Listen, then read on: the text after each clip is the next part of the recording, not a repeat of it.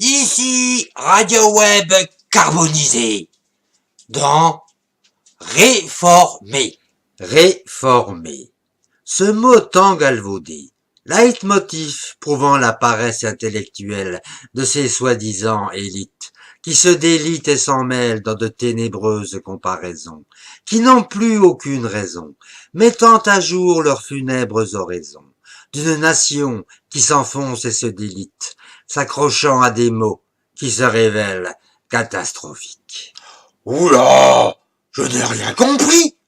Je n'ai pas été à l'école dans les années 60-70. Il faut faire comme à l'école, se mettre au niveau des élèves, mais non l'inverse. Bon, je reprends en descendant d'un étage, disons niveau bac. Ce mot tellement employé à tort et de travers, que tout le monde s'y perd, et l'emploie n'importe comment, du moment que cela arrange leurs affaires.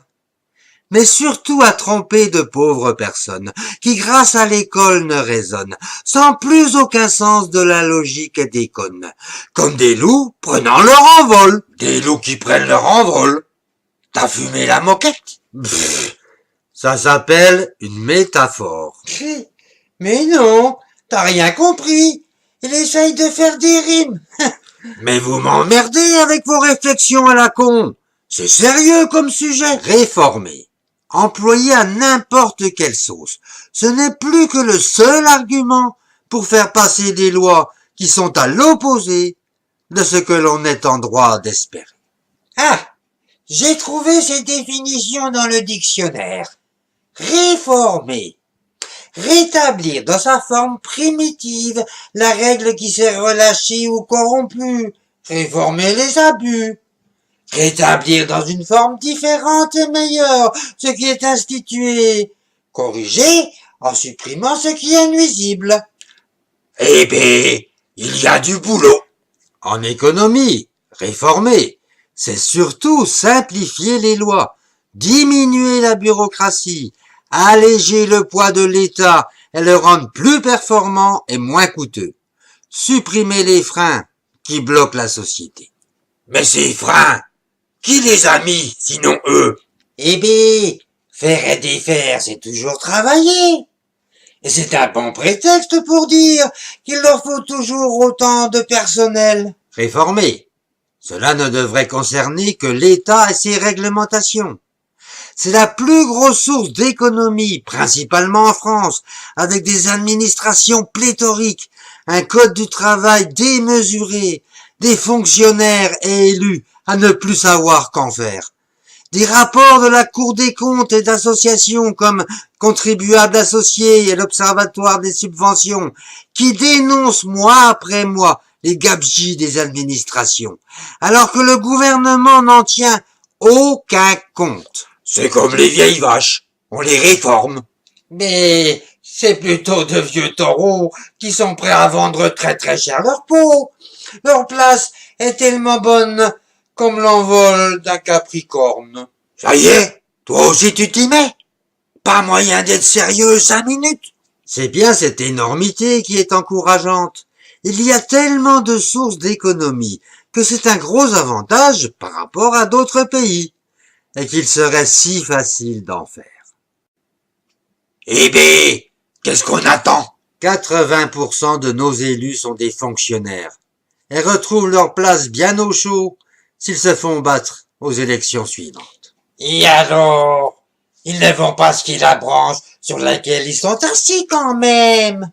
Quand on voit que tous nos élus n'économisent rien, ayant un boulot à vie, une retraite mirobolante, tellement insouciants qu'ils en oublient même de faire leur déclaration d'impôt. Par contre, aucun n'a investi dans une entreprise. Mais ils n'oublient pas de mettre leurs enfants dans des écoles privées, avec l'espoir que leur dynastie va continuer. Et comme ils tiennent les syndicats, qui ne peuvent vivre, et très bien d'ailleurs, que grâce à eux, mais aussi les médias, ils ne risquent rien. Et font croire que seul le secteur privé doit se réformer, que les emplois protégés, c'est nous qui les avons, et pas eux, que la rigueur, c'est pour les autres, bien entendu. Mais le pire, c'est que les vraies réformes, ce n'est des sacrifices pour personne. Ne plus embaucher de fonctionnaires pendant 5 ans n'est pas un sacrifice. À part pour ceux qui rêvaient de pantoufler toute leur vie. Et alors, on va manquer de tout. Plus d'infirmières, de docteurs, d'enseignants, de police, de justice. Arrête ton baratin, on n'est pas dans une réunion syndicale.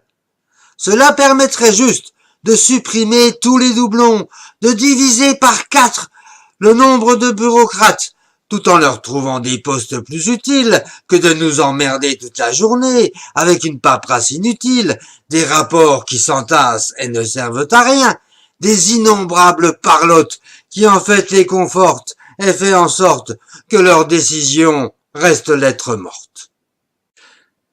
Malgré les promesses de simplification, toutes les professions libérales et même les agriculteurs reçoivent de plus en plus de questionnaires, puisque ces administrations ne peuvent prouver leur travail qu'en harcelant les gens et d'entasser les formulaires. Les hôpitaux ont 20% d'administratifs en plus que les cliniques privées. En 2012, 92 000 profs n'étaient pas en charge d'une classe. Et après on dit qu'ils sont pas assez nombreux. Arrête tes exemples. Il y en a autant qu'on veut. Il suffit de lire un seul rapport de la Cour des comptes. La seule vraie question à se poser, pourquoi tant de bureaucrates? Pourquoi une telle omerta que personne n'ose en parler? D'abord, parce que la France a choisi un modèle communiste, où tout est centralisé, la vie des gens est mise en coupe réglée. L'État doit s'occuper et décider de tout, et le nombre de fonctionnaires montre sa puissance. Et alors, l'armée m'a bien réformé. On peut faire pareil pour eux. Mais surtout, ces emplois ont été réservés à la famille, aux amis, aux relations, à toute personne qu'il s'agissait de récompenser, les remercier pour leurs aides, ou simplement d'avoir bien voté. Comme un vol d'épervier. Et hop, attrapé. D'accord, un partout. Mais voilà pourquoi il est si dur de les déloger, et encore plus d'en supprimer. Alors, ces vraies réformes.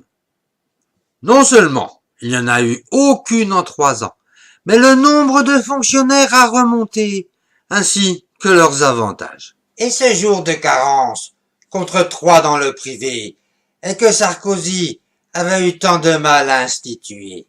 Hop, c'est primé. Les hôpitaux de Paris avaient chiffré les économies réalisées à 240 millions par an. Si l'on résume, depuis l'arrivée de Hollande, les fonctionnaires n'ont jamais connu la crise, ni rigueur, ni austérité, ces vilains mots étant destinés qu'au secteur privé. Leur nombre a encore augmenté, les quelques avantages perdus restitués. Et alors, leur point d'indice est bloqué, et ça depuis des années. Il y a longtemps que les syndicats ont trouvé la parade. Et l'ancienneté fait qu'ils sont automatiquement augmentés, simplement en regardant les années s'écouler. Ah, voilà pourquoi on n'arrive pas à réduire nos déficits. Eh ben ma belle, t'as tout compris. Est-ce qu'un jour, sous la menace, on ne va pas être obligé de réellement réformer? Aussi, et plus l'on attend et plus ce sera douloureux. Tout ça parce qu'une caste a pris le pouvoir et cherche à le maintenir par tous les moyens. Mais ceux qui souffriront le plus, ce sera encore le secteur privé.